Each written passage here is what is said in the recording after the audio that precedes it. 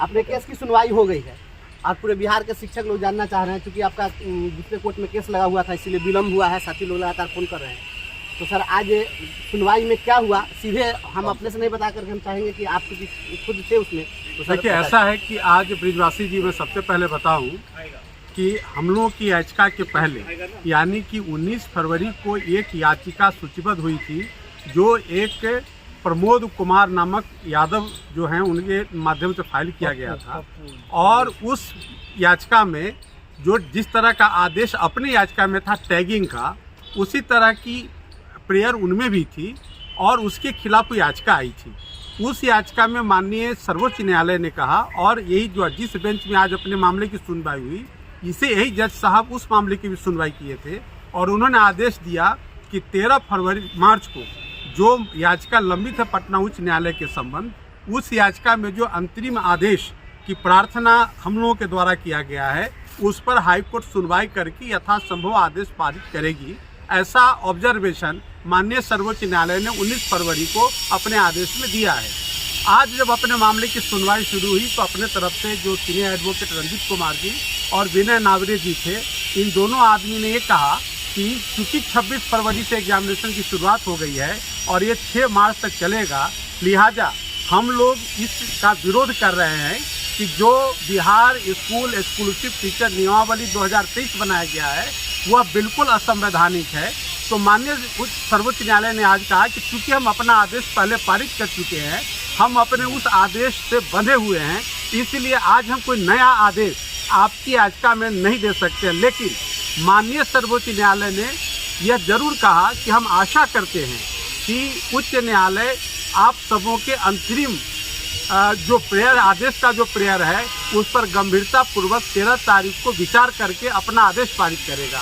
तो यह एक संतोष का विषय है कि आज अपनी याचिका के जाने से यह जरूर स्पष्ट हो गया है कि उच्च न्यायालय के ऊपर एक मनोवैज्ञानिक दबाव माननीय सर्वोच्च न्यायालय के आज के आदेश से बढ़ेगा और 13 मार्च को जो सुनवाई होगी उसमें आपके अंतरिम आदेश की जो प्रार्थना है उस पर हाईकोर्ट विचार करके आदेश पारित करेगी। ऐसा उम्मीद है कि 13 तारीख को इंटरिम कुछ न कुछ ऑर्डर पास करना होगा। बिल्कुल।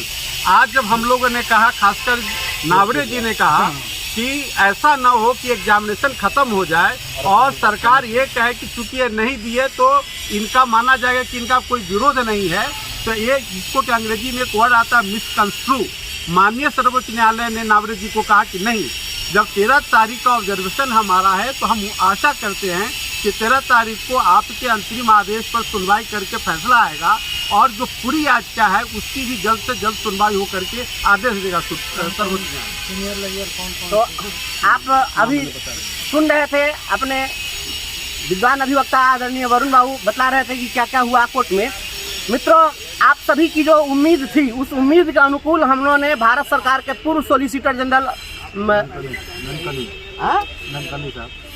नहीं हम लोग की ओर से रंजीत बाबू थे ना, जो भारत सरकार के सॉलिसिटर जनरल रहे हैं, हम लोगों ने रंजीत बाबू को रखा था, देश के जानने माने अधिवक्ता हैं।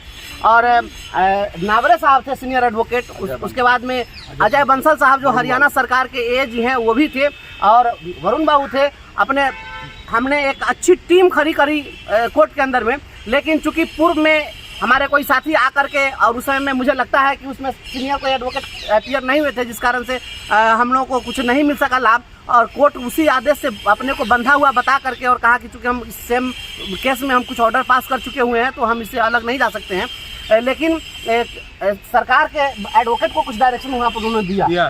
कोर्ट कहा है कोर्ट में कि आप जो है इसको 13 तारीख को जरूर देख लीजिए इसको, कि हर हाल में 13 तारीख को कुछ न कुछ इनके प्रेयर पर सुनवाई हो जानी चाहिए। चाहे जो भी हो, हम सुप्रीम कोर्ट में आए हैं और आपकी बात को मजबूती के साथ रखे हैं। बिहार सरकार यह न समझे कि हाँ हम जो चाहेंगे वही करेंगे। तो हम लोग के मामले में बिहार सरकार कैविएट की हुई थी, पहले ही से कैविएट पर सरकार करी थी। तो और यहाँ पर नाडकर्णी साहब एस जी हैं, सीनियर एडवोकेट नाडकर्णी साहब को जो है यहाँ पर बिहार सरकार ने खड़ा किया है। तो सरकार काफ़ी गंभीरता से इस केस को लड़ रही है, इसलिए हम लोग भी काफ़ी गंभीर हैं। और बहुत सारी बातें इसमें आई है जिसमें लगा कि कुछ न कुछ हम लोगों को और भी बेहतर तरीके से हाईकोर्ट में बात रखनी चाहिए। तो अब हम लोग पूरी तैयारी करेंगे और देखिए अल्टीमेटली बिहार सरकार की जो जिद है उसके हिसाब से फिर हाईकोर्ट जो भी ऑर्डर पास करे हमारे पक्ष में अगर सरकार हाईकोर्ट अगर आदेश देगा तो फिर बिहार सरकार सुप्रीम कोर्ट आएगी। अगर हम लोग के अगेंस्ट में आएगा तब भी हमको सुप्रीम कोर्ट आना होगा। तो मामला सुप्रीम कोर्ट आना ही आना है, ये तय है। लेकिन इस लड़ाई को लड़ना है, चूंकि यह शिक्षकों के आन बान और अस्मिता का सवाल है। घबराना नहीं है किसी साथियों को। गिरते हैं सवार ही जंग के मैदान में, वो क्या गिरे जो घुटनों के बल चले। आपको ब्रजवासी जी मैं बता दूं कि आज माननीय सर्वोच्च न्यायालय ने बिहार सरकार के वकील जो सीनियर अधिवक्ता नाडकर्णी जी को स्पष्ट कहा है कि इस मामले की यथाशीघ्र सुनवाई करने में बिहार सरकार पूरी मदद करेगी माननीय उच्च न्यायालय के सामने, ऐसा उनको कहा गया है। इसलिए सुप्रीम कोर्ट ने भी आपके पिटीशन की गंभीरता को समझा है और बिहार सरकार के ऊपर एक मौखिक दबाव बनाने का काम किया है।